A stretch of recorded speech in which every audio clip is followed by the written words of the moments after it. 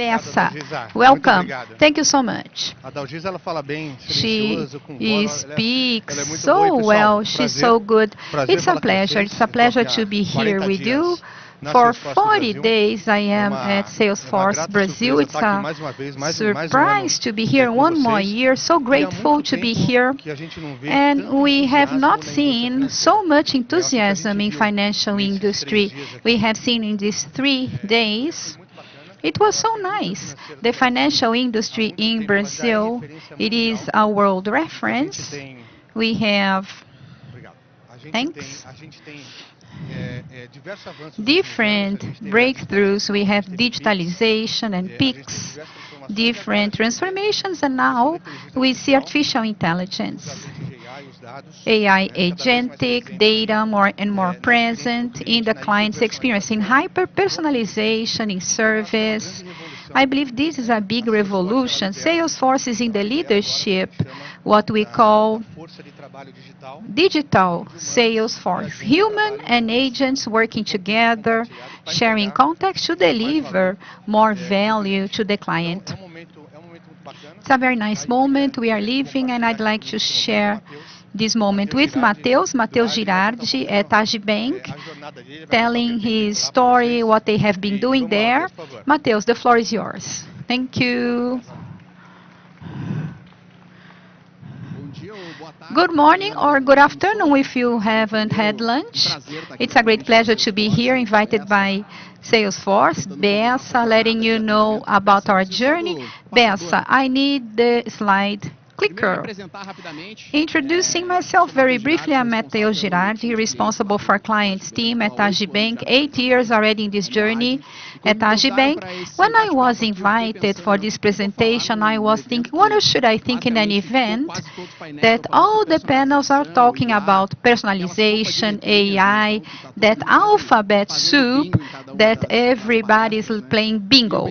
And I thought maybe we have a case that is really impactful using AI in our service. It is still the first case used. We have lots ahead of us, but I'd like to share this journey with you, the experience when we decide to have this agent, the challenges, our pathway to share.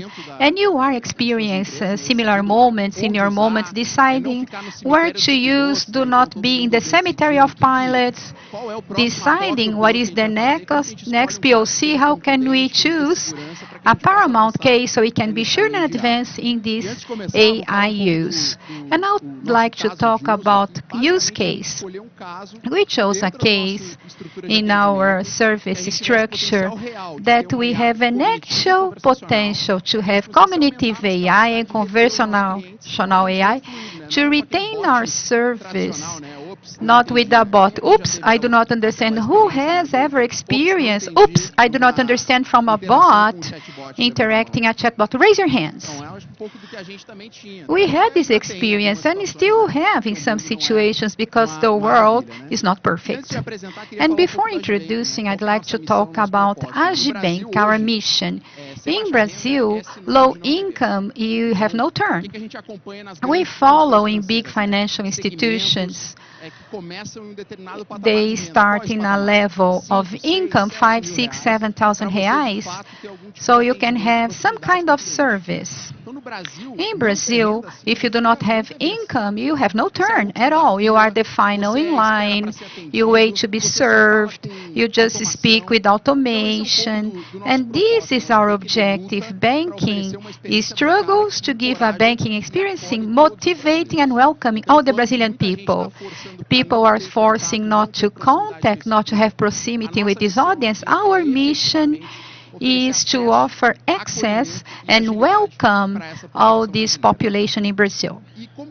And how we are different when we see the banking scenario. We are located in the financial market, and we have currently the big banks offering a banking experience that normally is limited for this audience. So when we imagine branch agency, bank agency experience, you do not use, but you leave on the 5th of the month, you see retailers and you see lines withdrawing money at the branch. In this event of innovation, this seems unreal. But yesterday I was in Rio de Janeiro in a community in Duque de Caxias, and I saw retailing using cash. And this Brazil exists with an S, and it is bigger than what we imagine. So when we see this audience is under the sun. If they go to a branch to pass through the turnstile door, it's so hard, they have to leave their belongings. I do not use it, but these people need to be welcome at a branch, to be advised, to be supported in order to have a financial life and access credit and transactional products, to have a biometry. Sometimes this topic is a social topic now. Some topics that are ongoing with Social Security, all the retired people and Social Security need to renew their biometry. 10 million that had this pending topic. Those 2 million could really cross this journey and renew the biometry. We are here to help this population in need. So we have the digital banks, an excellent work, experience, access, addressing the transactional pain. This experience is very nice in big cities for people that have this technological education at a higher cognitive level. And we are in the middle of the way offering a premium service, operating in a hybrid platform. We have an app offering products and services that is complete for this audience, up to 5,000 reais of income. We have app, all digital channels, and more than 1,000 stores all over Brazil. And this is our business in big numbers, more than 5 million clients, 28 billion of credit asset, more than 1,000 stores, and growing very rapidly. That's the demand in the country. People need to be welcome, they need to access, and we say we are digital and in person if you want us. And we are present in all the municipalities, over 80,000 inhabitants, offering this service and our differentiated experience. Who we serve, who we work for? Maria. This is an actual customer. This is not an image bank, she is real. A person that makes up to 3 minimum wage, they make little money. We ask the question about satisfaction survey. What are the real problems? When you do not have money, the only problem in your life normally is to make money. And one more thing, if you have little money and you are old, there is a second problem for the elderly. That is lonely. They do not have anyone to talk, they are abandoned, they are at home. So Maria has a tight budget. She is making ends meet and she has difficulty in paying her bills. Why? People withdraw money in Brazil. Why is it so important for them? Because people need to choose what they are going to pay. They do not pay it all. They choose their bills. They do not dress what they want. They dress what they have. So that's the biggest challenge of Maria. And she needs to be welcome and guided because Brazil is leader in technology and security. Most of the companies are here to show they are proud of use, to be a case of security, but we are leaders in fraud, in scam, frailty. So we are a proxy of high capacity in transactions in a developed financial market combined with a population that is not well educated. So this is a big challenge not to get caught on fraud. Maria is ignored in other banks. She is not served, she cannot call anyone, she does not have the manager's WhatsApp. This is Maria that we want to serve and deliver the best experience possible. And now going to our case, what was our problem? Everybody here, I believe you have a call center. We talk about automation and also self-service. But when I talk to people in call centers, people that serve in Brazil, the top number one reason for calls and human service in Brazil, do you know what it is? Second bill and limit. And this problem, if you go to FEBRABAN 2010, 11, 12, 13, 14, and you run this survey, what is the situation that you call your call center. Utility companies, bank, payment companies, normally, these are the reasons. If it's not top 1, top 2, maybe top 5, and we are discussing AI, but we haven't solved this problem in 12 years of available limit and invoice. You have your app, you have your WhatsApp. How do you need human service? These are obvious demands. And just to give you the dimension on the size, we serve primarily the clients on WhatsApp, more than 1 million of conversations every month in our service. And today we work with the level of 40% of retention in this channel. And what was the use case that we decided to show and use AI for service for the first time in service? We have in average 4 million of propositions a month. And 1% of these proposals demand client service. Great part of this is approved automatic, pre-approved limits, all the aspect of documents, assessment of credit is approved automatically. 5% still demands manual analysis, and there is a waiting line for that. And this volume of service, remember that Maria needs money urgently. So time for her is crucial. So there is this anxiety in the client to know, Agibank, you know, where's my proposal? When are you going to pay me? When I'm going to have this money in my bank?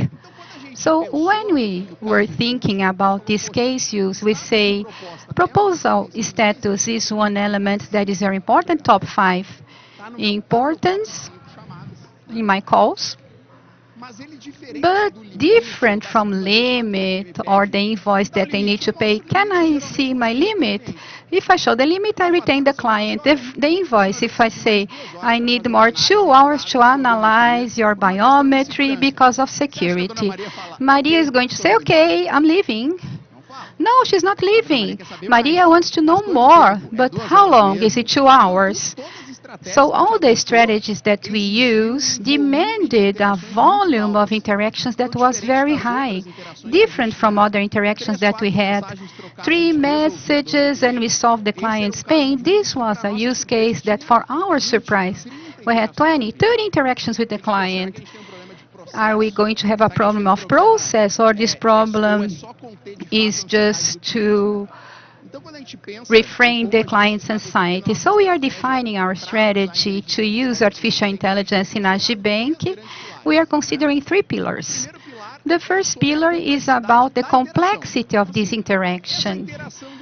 This client interaction, does it demand little response in order to address their pain, or a lot of answers?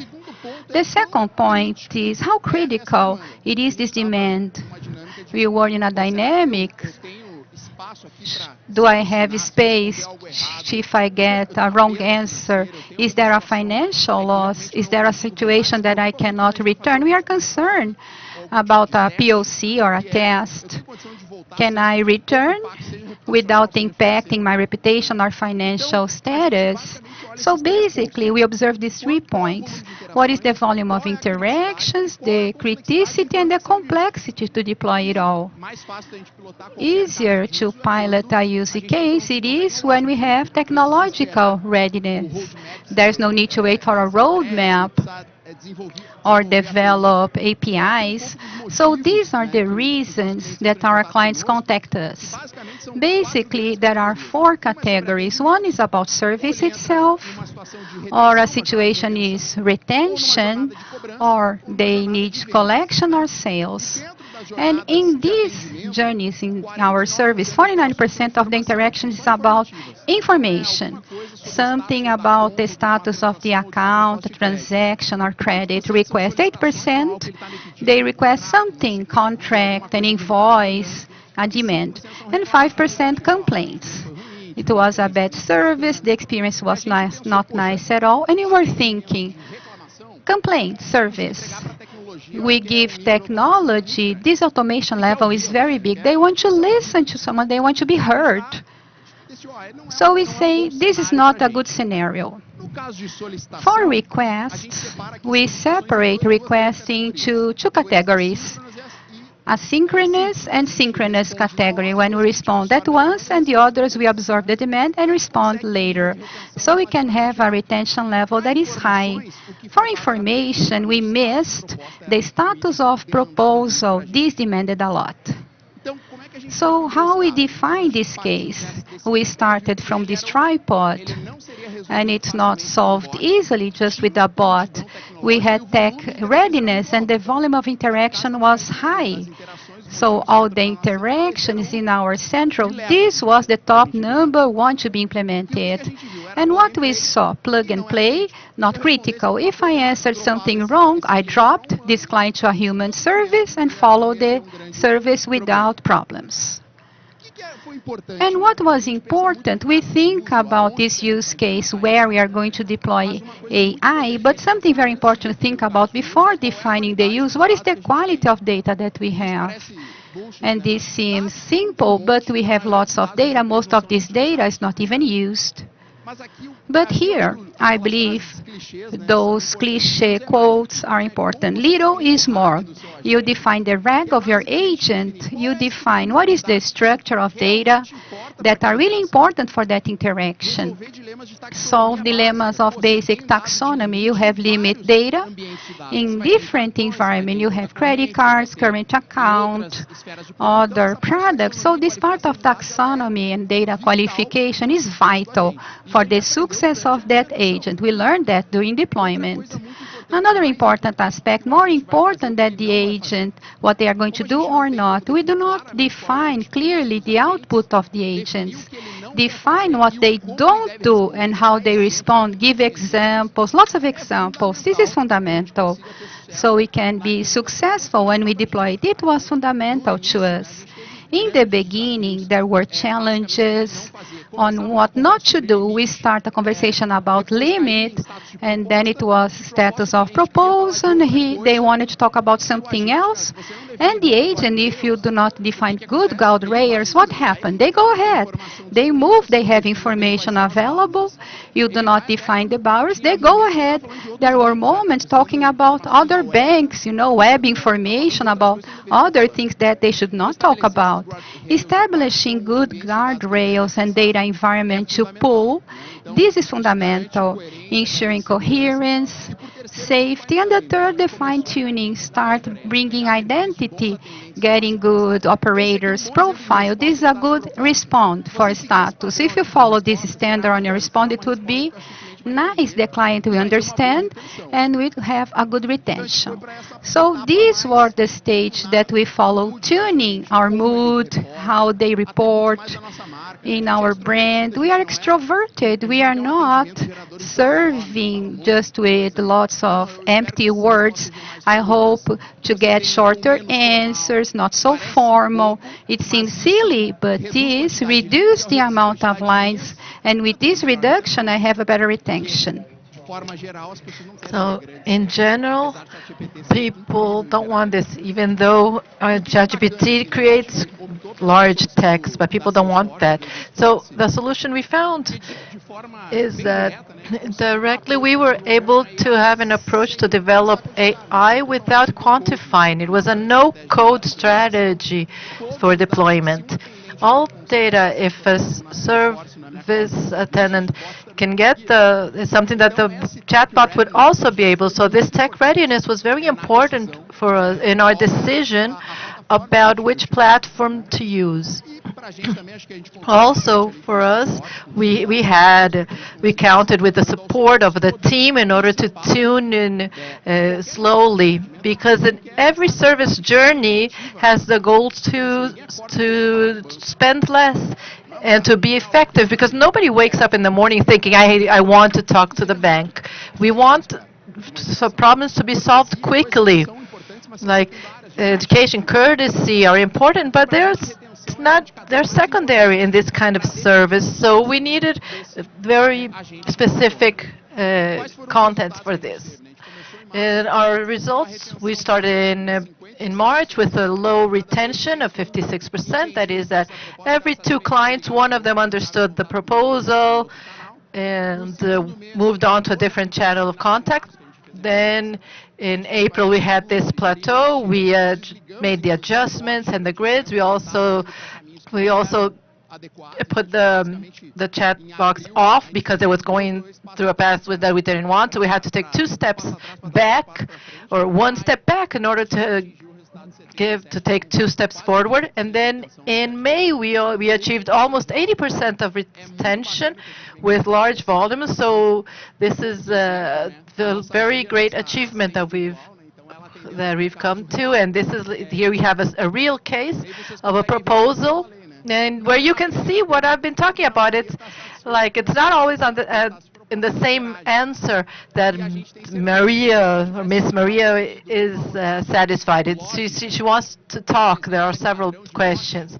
So if it were like a standardized, then we wouldn't be a chatbot. Then we wouldn't be able to answer all the needs of our customer. So what we see as the potential is, I usually visit our service centrals, and when we think about excellence in service and operational excellence, raise your hand whoever visited a service central. Everyone who's been there has probably thought and had to decide what to do.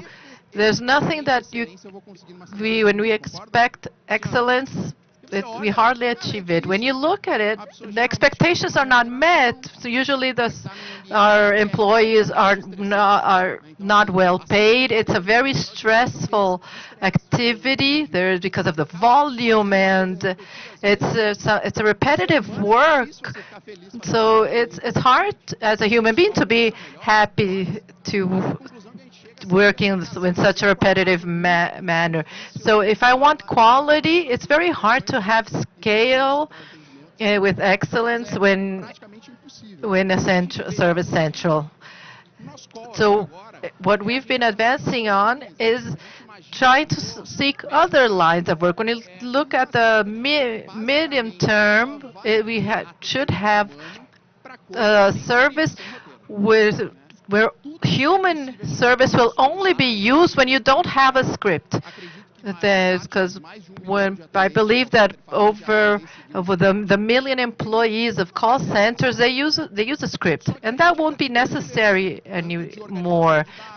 Of course, we still have a few challenges like organizing data, script for the agent. Can I put everything on the agent? We have to think about that because we have LLMs that are cheaper than others. I need to think if I want an AI agent for screening, is a no-code the better approach, or maybe we have a better strategy of orchestration between agents where I can have a token. So to define that, maybe I might just need a cognitive AI. I just need to understand what is the intensity that I need. Then I can advance towards a generative, more expensive AI. So what is the information that is ready in my structure that I can use for an effective approach? Maybe I don't need AI at the moment. I need to understand where I stand and what I need, because because technology is a tool. That means it comes after the strategy, after the decision making and the understanding. We also have to refine our history. We always talk about personalization and tailor-made solutions, but we usually think of ourselves as clients. For example, I already gave that information. I already gave my social security number. I have to keep repeating the same information. I've asked always the same things, and that happens a lot. And we have to think about that. That might happen in retail, in local, in person, but in the call center, I have to have the things already more standardized more. So if we think sometimes about de-automatizing, we can throw that for more efficient. After you pass the basic information, you can pass it on to something that has no script, and then you use a human being. And also we have more other zones. What is the tempestiveness of and the urgency and the level of our synchronic service, that is related to the cost of each service, of each call. And that is something that we usually do not observe, but it's part of the strategy. Even though most part of the calls we receive, the client wants service, and of course you have others, and I'm going to acknowledge other players now, but when you ask for at Mercado Libre, an e-commerce, if you're going to ask to return an item, there's no bureaucracy. They just take it. So where are we? It's all automated. So why do we need the person, for example, in our company, to receive the call? Look, there's this complaint, and then just have to answer. Okay, thank you. We'll have we'll have a response for you in such a time. So maybe when you need the conversation, then you can use a human being, and it will be quick. We used to have a screen for each one with the deploy, and that made our business quicker. Well, I thank you very much for being here. I like to thank Salesforce for inviting me. And I would like to tell you that we at GBank, we have several spots open. It's the best company to work outside of São Paulo, and we are growing. So I would like to invite you to learn more about us, or if you want to work with GBank, you are all invited to contact us. Thank you very much.